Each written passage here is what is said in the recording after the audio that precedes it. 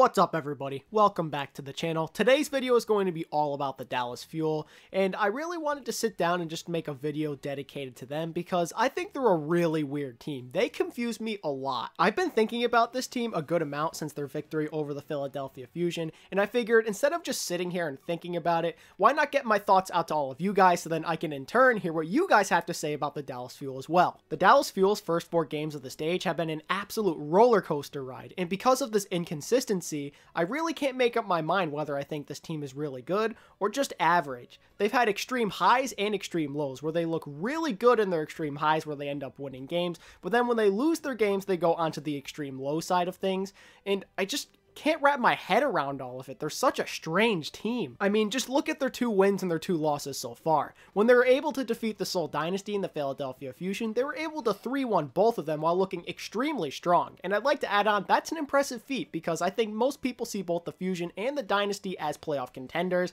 But then on the other side of things, when they ended up losing their games and had these extreme lows, they looked horrible getting 4-0'd by both the Guangzhou Charge and the San Francisco Shock. And it's not like this team started off 2-0 or even 0-2. They had a win and a loss in both of their first 2 weeks, and that just screams inconsistency if you ask me. This then begs the question, how come this team looks so good in some of their games, but then they look like absolute garbage in others? Maybe it has something to do with preparation. I know that sounds kind of ridiculous because it's the Overwatch League. You're supposed to prepare for all of your opponents equally. Don't underestimate anybody. But from the eye test, that's what it seems like. It really feels like they're preparing for one opponent, but then they're just ignoring the other one and letting them absolutely roll them. Just look at the facts. The San Francisco Shock 4-0'd them, but then in the next game, the Fuel 3-1 the Seoul Dynasty. Then the same thing happened this week. They were able to 3-1 the Fusion, but they got 4-0'd by the Guangzhou Charge. Why the heck is this happening? What is their problem? I'll cut the Fuel some slack just because these first 4 games have not been easy. They've faced off against 4 teams that could potentially be playoff contenders. I don't want to say any of them are guaranteed to make the playoffs, but I think they all have the potential to make it there. The Guangzhou Charge, Seoul Dynasty, San Francisco Shock, and of course the Philadelphia Fusion all are looking to be pretty decent teams this year. But even so, getting 4-0'd in 2 games is not the best look in the world, and if they were able to at least get 3-1 or 3-2'd in both of these games, I probably wouldn't be making a video about the Fuel right now because I'd say, hey, they look like a pretty consistent team, even when they're losing they're competitive, but the fact of the matter is, they've looked like a different team in every single game that they've played so far. I believe that there are 2 reasons in particular why the Dallas Fuel have looked so inconsistent through their first half of Stage 1. Reason number 1 revolves around Zachary, and I have him on here because I don't think he's always playing at the level he needs to be playing at for a starter.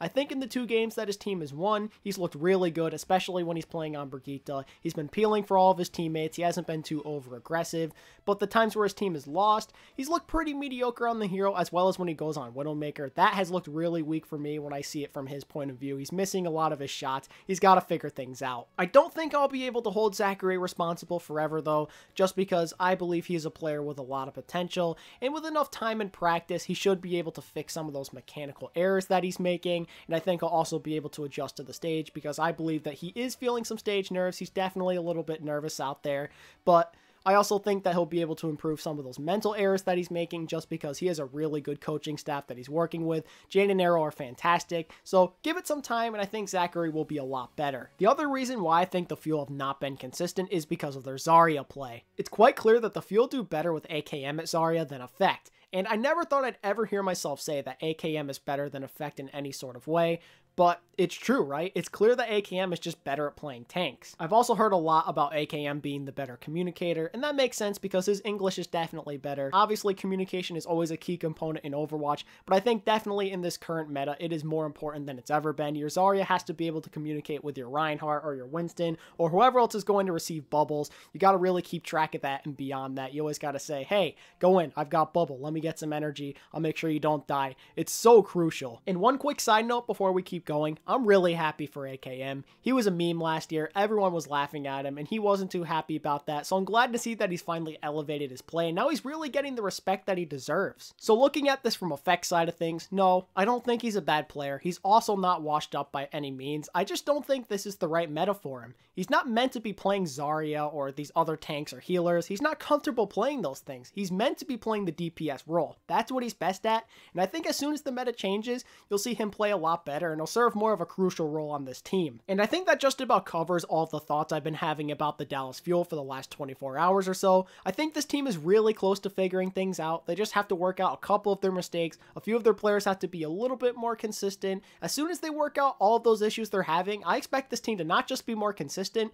but to be one of the best teams this stage. They could very well end up winning the Stage 1 finals if they work hard enough. And before someone goes in the comment section and says, how could you think that Dallas Fuel are going to win the Stage 1 playoffs? That's ridiculous. I'm going to stop you right there because I don't think that way. I do think there's a chance, but I am in no way saying that they are the favorites to win it all, just because there are a lot of really good teams in this current meta. So it's going to be difficult for them to defeat a lot of these teams. But what I do think is that if the Fuel get things going and they really figure out some of these issues they're having, they could compete with a lot of these really solid teams. And with that being said, that's everything I got for you guys today. Thank you all so much for watching today's content. Make sure to hit that like button if you did enjoy. Make sure to subscribe and enable notifications if you're new around here so you don't miss any of my future content. Also, feel free to let me know what you think of the Dallas Fuel and some of the current issues that they're having down in the comments section. And until next time, this is ATP signing out.